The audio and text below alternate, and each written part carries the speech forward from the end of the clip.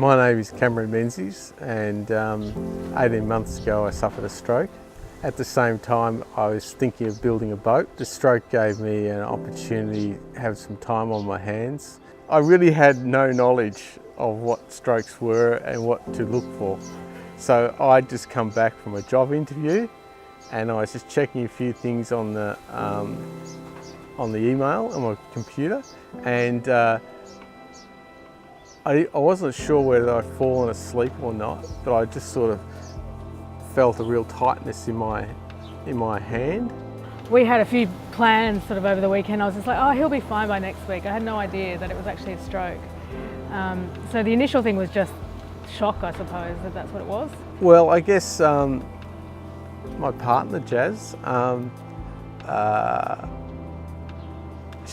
she's gone through a fair bit actually. She doesn't talk about it, but seeing me as an able sort of person who can function fairly well in a bed, and I can't walk, and I can talk, but I've got a bit of a, my voice doesn't sound the same, and I couldn't really read at that stage. So she saw all these things and immediately thought, well, what's going to happen? What's the future going to be like? Well, I have quite a medical history. I had a brain tumour when I was 12, and that was in the area of the brain where the pituitary gland is. Well, my interest in boats came from my father.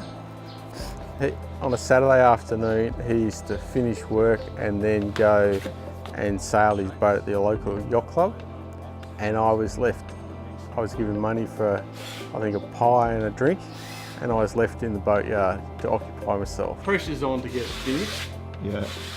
Jazz wants to make this into a bungalow again. So in terms of the boat, in terms of his recovery, it's been absolutely critical.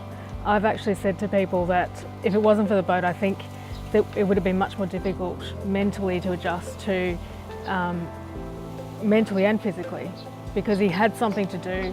He had sort of his own program of work that he needed to get done every day. It was something for him to get up, to do and to achieve.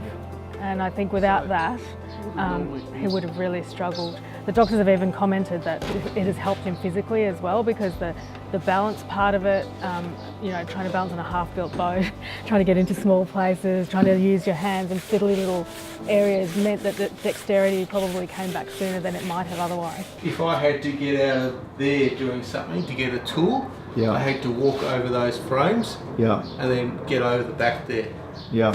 So it was a lot of balancing. In terms of my future life, I'm nervous about what shape it's going to look, or, you know, I'm determined to achieve the things I want to achieve, but it's difficult to, you know, it's not clear what I want to do and get a start in doing those things. I'm excited that he's made such a great recovery. I think that it has also given our life some perspective as well, that you just never know what's around the corner. I don't think there's anything that I'm really worried about. I'm not generally a worrier anyway. I'm not even really worried that he'll have another stroke. Like they say that the probability is higher, but it's not that much higher. So yeah, I'm all good.